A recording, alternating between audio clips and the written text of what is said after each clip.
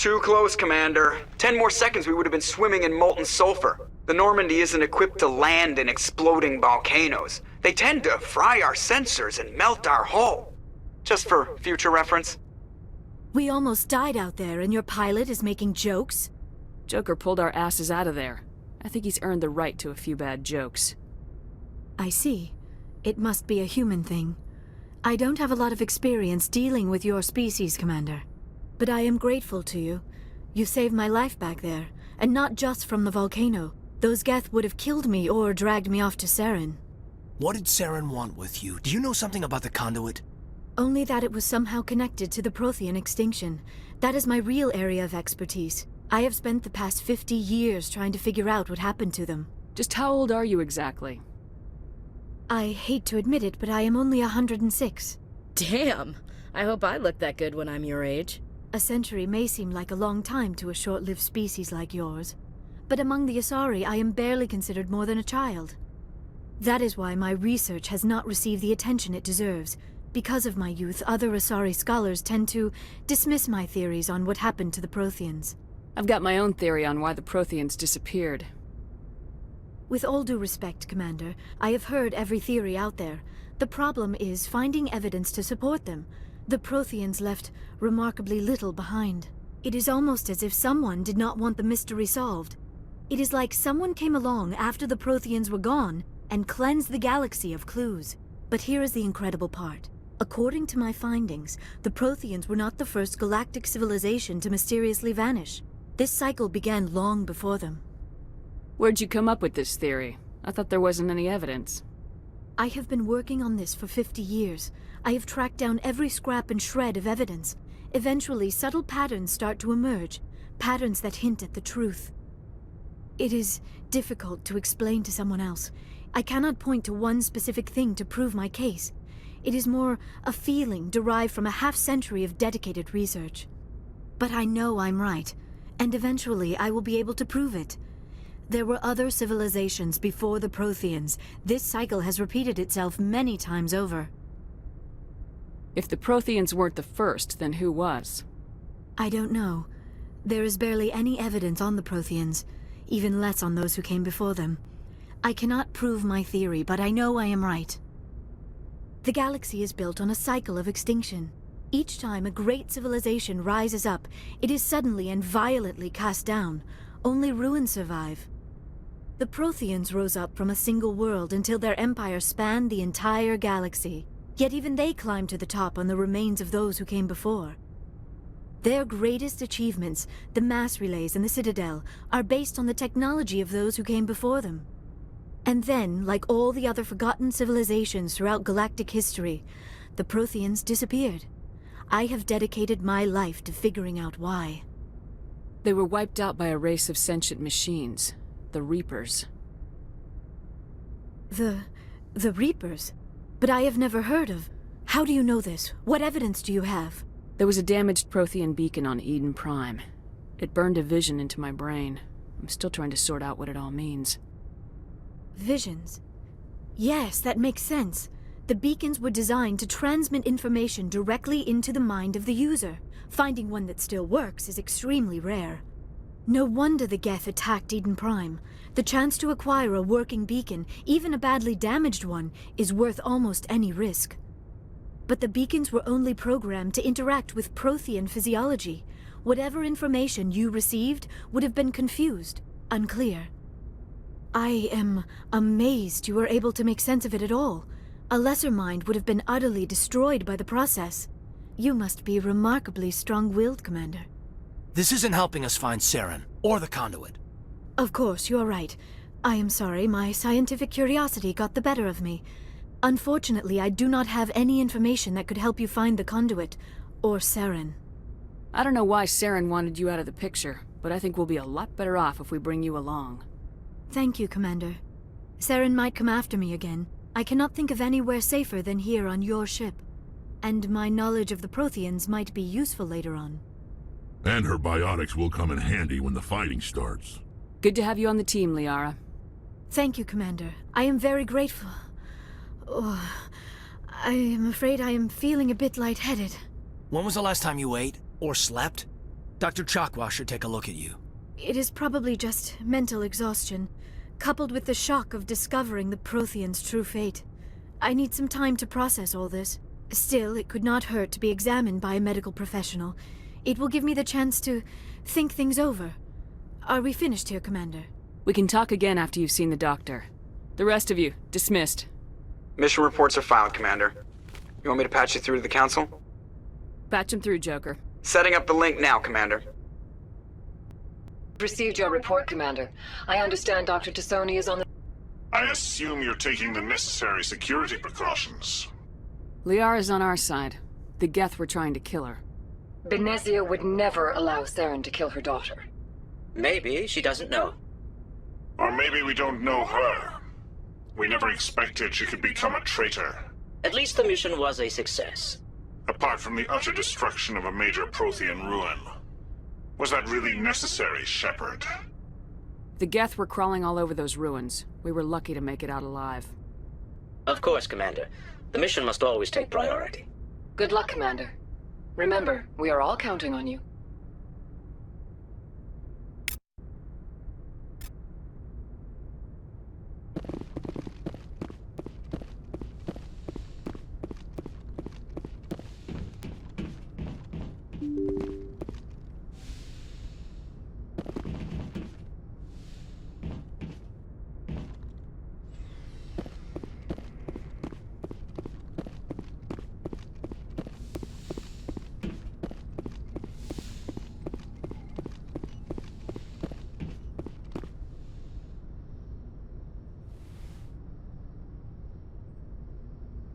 Commander, are you coming to check up on me? You look much better. How are you feeling? Dr. Chakwas assures me I am going to be fine. I was impressed with her knowledge of Asari physiology. You're in good hands. Dr. Chakwas knows what she's doing. I never properly thanked you for saving me from the Geth, Commander. If you hadn't shown up, I'm just glad we got there in time. So am I. I know you took a chance bringing me aboard this ship.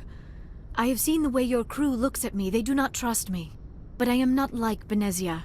I will do whatever I can to help you stop Saren. I promise. Don't worry, Liara. I trust you. I know you won't let me down. It means a lot to hear you say that, Commander. Thank you. Do you know why Benezia joined up with Saren? I don't understand it. She was always outspoken about the need for the Asari to become more involved in shaping galactic events. Maybe she thought allying herself with Saren would somehow be for the greater good in the long run. At least I hope so. This hurts you, doesn't it? None of this makes any sense to me. I have not spoken to Benezia in many years, but I know her, and this was not like her. Something changed. I'd like to know more about the Asari. We were the first species to discover the Citadel. We were instrumental in forming the Council, and we always strive to be the voice of peaceful cooperation in galactic disputes. My people believe we are all part of a single galactic community. Each species contributes something to the greater whole. Although we seek to understand other species, it seems few of them seek to understand us. The galaxy is filled with rumors and misinformation about my people. Like what? Most of the inaccuracies are centered around our mating rituals.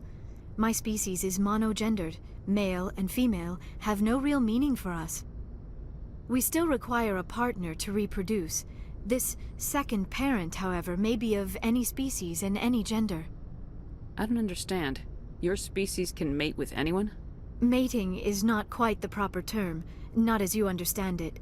Physical contact may or may not be involved, but it is not an essential element of the union. The true connection is mental. Our physiology allows us to meld with other beings. We can touch the very depths of their minds. We explore the genetic memory of their species. We share the most basic elements of their individual and racial identities. We then pass these traits on to our daughters.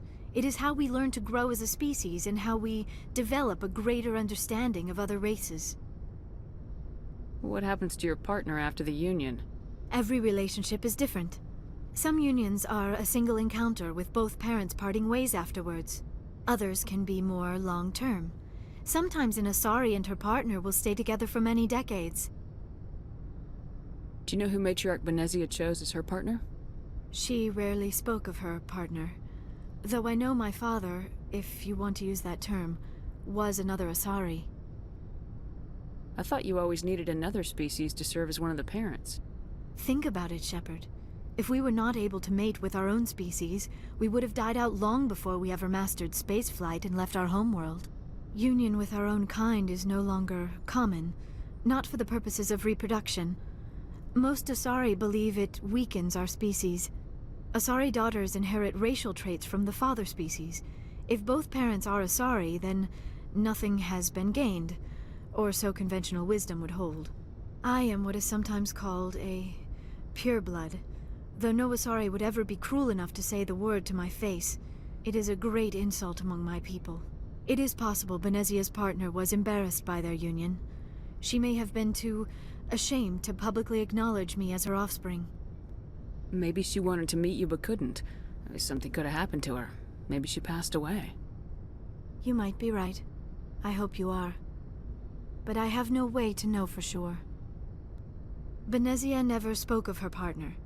Whatever happened, it caused her too much pain to dwell on it. She raised me by herself, though that is not uncommon. Many Asari raise their children alone, particularly if the father species is short-lived. Often the partner will pass on long before the child reaches maturity. You Asari live for 1,000 years. What happens when your partner dies? Few sapient species live as long as my kind. We have learned to take a philosophical approach to our unions. We do not focus on the inevitable loss of our partners. Instead, we enjoy the time we spend with them. And even after they're gone, a part of them lives on in us. The union is a connection that transcends both time and space.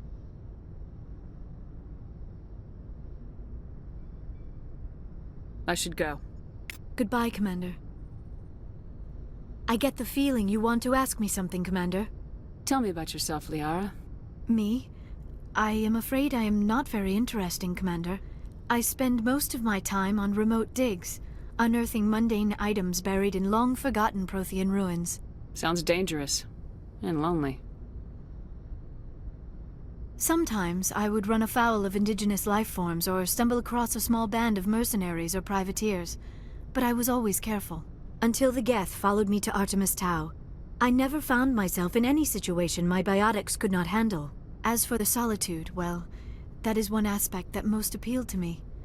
Sometimes I just need to get away from other people. You don't like other people? I suppose it comes from being a matriarch's daughter. People expected me to follow in Benezia's footsteps. They wanted me to become a leader of our people. Matriarchs guide their followers into the future. They seek the truth of what is yet to come. Maybe that's why I became so interested in the secrets of the past. It sounds so foolish when I say it out loud. It sounds like I became an archaeologist simply to spite Benezia. All children rebel against their parents. It's a natural part of growing up. Aha, you share the wisdom of the matriarch, Shepard. That is exactly what Benezia said when I told her of my decision. But there was more to it than that. I felt drawn to the past. The Protheans were these wondrous, mysterious figures. I wanted to know everything about them. That is why I find you so fascinating. You were marked by the beacon on Eden Prime. You were touched by working Prothean technology. Sounds like you want to dissect me in a lab somewhere. What? No! I did not mean to insinuate. I never meant to offend you, Shepard. I only meant that you would be an interesting specimen for an in-depth study. No, that's even worse. Calm down, Liara. I was only joking. Joking? Oh, by the goddess, how could I be so dense? You must think I am a complete and utter fool. Now you know why I prefer to spend my time in the field with data disks and computers. I always seem to say something embarrassing around other people. Please, just pretend this conversation never happened. I should go. Goodbye, Shepard.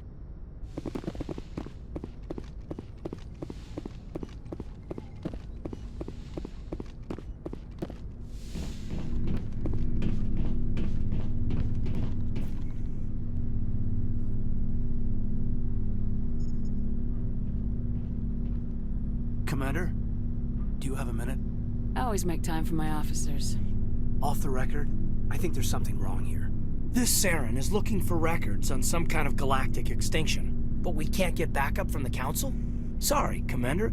There's writing on the wall here, but someone isn't reading it. The Council doesn't want to believe anything's wrong. I'd call it human nature, but... I hear you.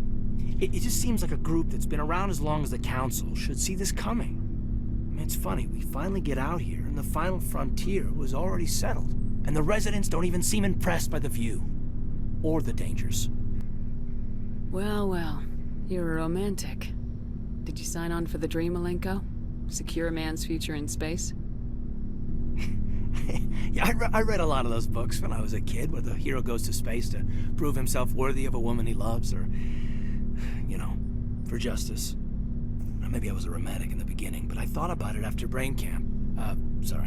Biotic acclimation and temperance training. I'm not looking for the dream. I just want to do some good. See what's out here. Sorry if I got too informal. Protocol wasn't a big focus back in Bot. Tell me about it. Biotic acclimation and temperance didn't last past the airlock. To the kids they hauled in, it was brain camp. Sorry, hauled in is unkind. We were encouraged to commit to an evaluation of our abilities so an understanding of biotics could be compiled. There are worse results of accidental exposure to Element Zero in the womb. Beats the brain tumors some kids grew up with. Is there some question about how you were exposed? My mother was downwind of a transport crash. It was before there were human biotics, a little after the discovery of the Martian ruins. It only gets iffy around 63 when Kinetics was running out of first-gen subjects. Until then, they'd relied on accidentals. A bunch of guys in suits show up at your door after school, and next thing you know, you're out on Jump Zero. Jump Zero is Gagarin Station, right? What's it like? Yeah, that's the official name. Biggest and farthest facility we had for decades. Right on the termination shock, the outer edge of the solar system. It's where they did all the Goose Chase FTL research before we caught on to using mass effect fields. It was a sterile research platform when I was there. You know of any intentional exposures for certain? No one knows. Doesn't mean they didn't happen. As big as the exposures were, it was hard to track down accidentals. It was different then. No one knew the potential, so there wasn't a lot of regulation. Anything Kinetics did was gold. I'm not saying they intentionally detonated drives over our outposts, but in retrospect, they were damn quick on the scene. There were other kids in the same boat, right? At least you weren't alone out there. That's true. We did have a little circle that'd get together every night before lights out. We didn't have much to do, though. It was a research platform then, and Kinetics kept Jump Zero off the extranet to prevent leaks. Then you must have had plenty of time to get to know each other. Yeah, we'd sit around and bull every night after dinner, play cards or network games. There was this girl named Rana, who had a little circle grow up around her. She was from Turkey. Her family was very rich. But she was smart and charming as hell. Beautiful, but not stuck up about it. Like you, I guess. Ma'am. Sounds like she was special to you. She was. Maybe she felt the same. But things never felt together. Training, you know. Jump Zero's a long way from home. What was it like? The grand gateway to humanity looks a lot better in the vids. Anyway, this was supposed to be a casual debrief, not a bull session about stuff that happened years ago. We have to depend on each other in combat. I like knowing what kind of man I have at my back. I understand, ma'am. I won't let you down. You, make a habit of getting this personal with everyone? I didn't say I did this for the whole crew. We should talk again. I'll need some time to process that, Commander. But, yeah, I'd like that.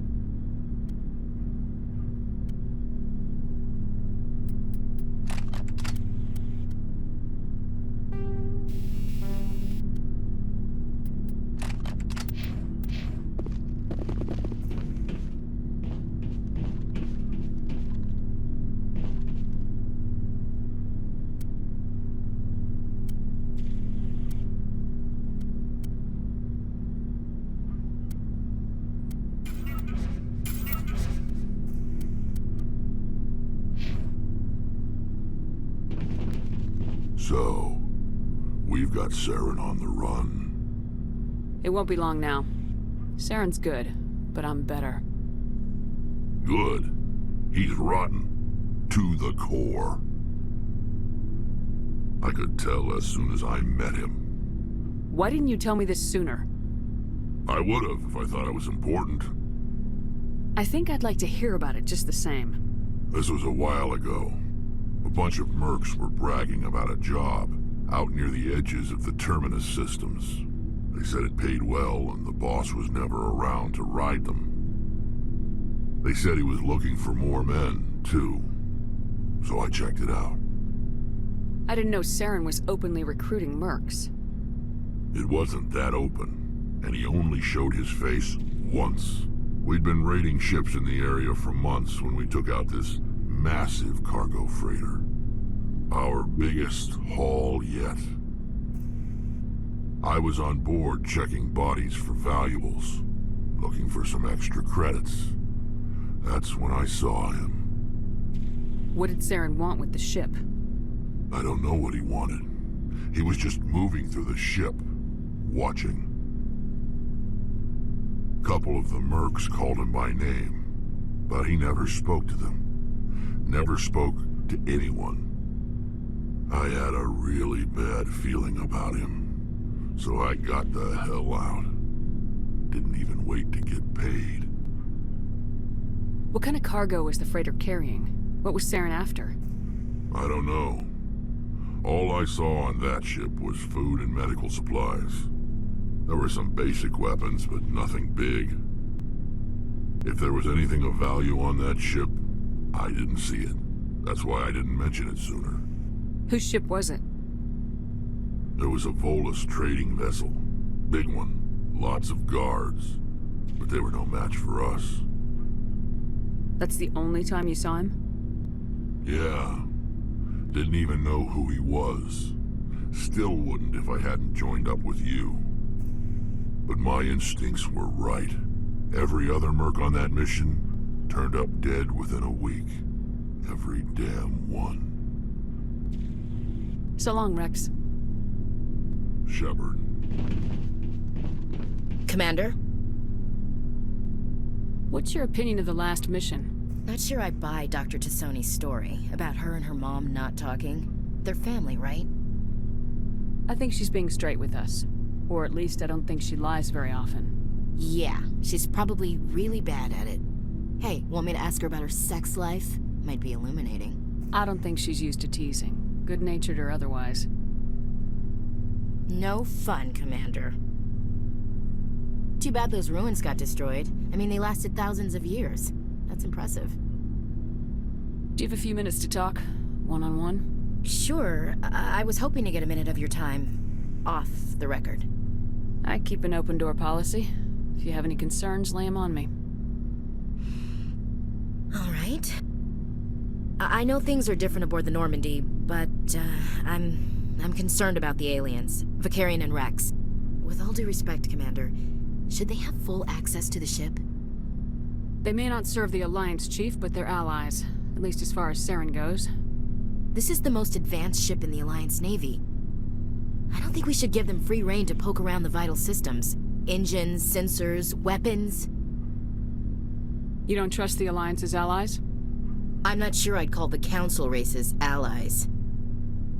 We, humanity, have to learn to rely on ourselves. Standing up for ourselves doesn't mean standing alone. I don't think we should turn down allies. I just think we shouldn't bet everything on them staying allies. As noble as the Council members seem now, if their backs are against the wall, they'll abandon us. You got a pessimistic view of the universe, Williams. A pessimist is what an optimist calls a realist. Look, if you're fighting a bear and the only way for you to survive is to sick your dog on it and run, you'll do it. As much as you love your dog, it isn't human. It's not racism, not really. Members of their species will always be more important to them than humans are. These seem like deeply held beliefs, Williams. What made you think this way? My family's defended the Alliance since it was founded. My father, grandfather, great-grandmother, they all picked up a rifle and swore the oath of service. I guess we just tend to think of Earth's interests as our own. It doesn't sound like you've worked with aliens before. No, ma'am. Mainly I've been groundside, part of the surface garrison forces. I did get a rotation on a space station for training. Every Marine a rifleman, every rifleman ZG certified. That's odd. Your record is spotless and your technical scores are exemplary. You should be serving with the fleet. Anyway, that's why I haven't served with many aliens, Commander. You're lucky. I lost my family on Mindoir. Are you related to anyone I'd have heard of? Couldn't say, Commander. I read about Mindoir. The Alliance screwed the pooch on that one. Should have had a bigger garrison. Is that why you're out here? To take the fight to the pirates? No. The future of humanity is out here. There's so much we haven't seen yet. Yeah. I still remember my first field exercise on Titan. When we hit mud, the reality hit me. I'm the first person who ever stood here. Then my drill instructor kicked me in the ass. I went face first into the muck. He spent the next 5 minutes chewing me out for gold bricking. Don't tell me you had Gunny Ellison. He's the only one who uses that word to describe shirking duty. Oh, Lord. You went to the Makapog boot camp, too? Yeah. Gunny Ellison's still reaming out recruits down there. Kicking ass and using words like inveigle and pusillanimous. All right, I can see where your concerns are coming from, Williams. But this is a multilateral mission. You're gonna have to work with aliens, like it or not. It won't be a problem, Commander. You say jump, I say how high. You tell me to kiss a Turian, I'll ask which cheek. I don't think kissing Turians will be necessary. You never know, Commander. Dismissed, Chief. Ma'am.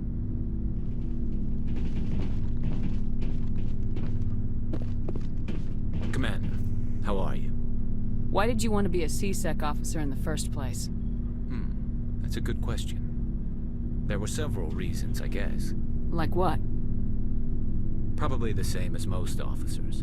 I wanted to fight injustice, wanted to help people. I guess my father had something to do with it too. He was C-Sec, one of the best.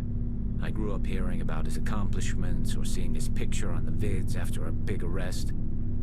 He's taking my resignation pretty hard. That's tough. But you'd think he'd be impressed you're going after Saren. My father's a C-Sec man to the bone. Do things right or don't do them at all, he says. He thinks I'm being too rash, too impatient. He's worried I'll become just like Saren. He actually talked me out of becoming a Spectre when I was younger, for the same reasons. You were asked to be a Spectre? Well, I was targeted as a possible Spectre candidate. Me and about 1,000 other Turian military recruits. I could have received special training, but my father didn't like it. He despises the Spectres. He hates the idea of someone having unlimited power with no accountability. He wouldn't like you, Commander. No offense. I suppose I can understand his concern. You can. But Saren's not going to play by our rules, C-Sec's rules. If you want to nail Saren, you need to send someone who isn't restricted by policies and procedures. Just because you can break the rules doesn't mean you should. I don't need to stoop to Saren's level to stop him. And neither do you, Garrus. I see what you mean, but I'll think about it. Thanks, Commander. Looking for supplies? Let's see what you got. You bet, Commander.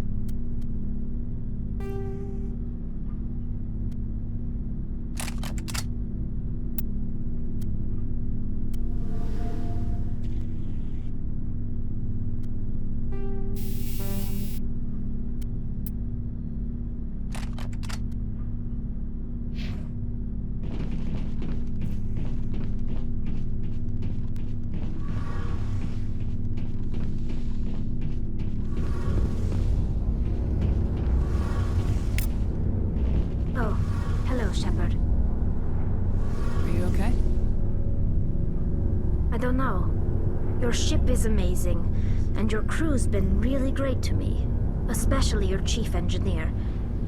But I just sort of feel out of place. The Normandy runs so smooth it feels like we're not even moving, and the engines are so quiet. How do you sleep at night?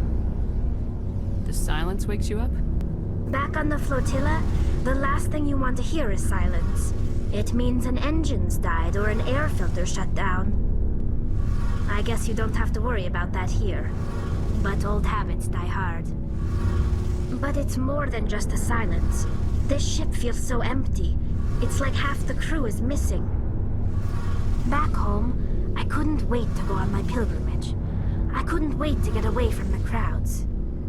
Now that I'm out here, I kind of miss them. Sometimes we don't appreciate what we have till it's gone. That's true. I'm starting to wonder if that's what the pilgrimage is really about. It's given me a whole new perspective on my people and our culture. You know, there's always a few who go on their pilgrimages and never return. I always assumed something bad happened to them, but maybe they just wanted a different life.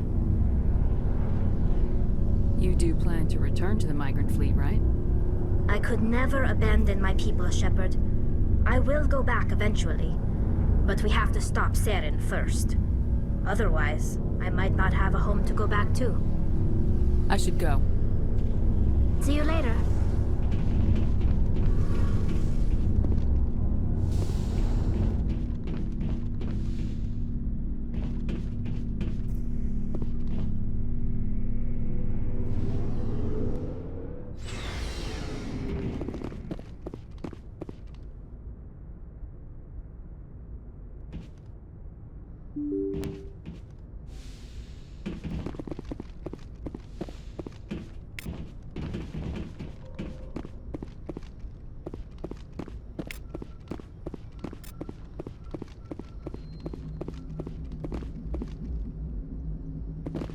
I prefer gold to silver, you know, for my medal.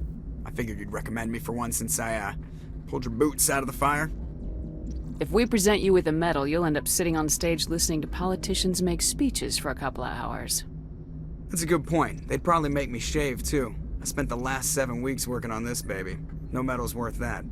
So, Commander, why don't you tell me why you're really here?